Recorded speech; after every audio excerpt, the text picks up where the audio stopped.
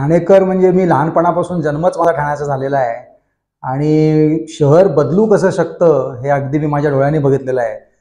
Open gutters असलेलं ठाणं पूर्वीचं आणि आत्ता आपण मेट्रोजची जी कामं बघतोय, रस्ते जे आमचे ठाण्याचे मोठे झाले आहेत, ट्रॅफिक सिच्युएशन्सचा प्रॉब्लेम आहे का आहे, पण आम्ही जे बघतोय की ठाण्यामध्ये जो बदल झालेला आहे म्हणजे रस्ते मोठे झालेले आहेत, इकडचे पदपथ जे पाहिजेत तसे ते मोठे झालेले आहेत, मेट्रोची कामं चाललेली आहेत.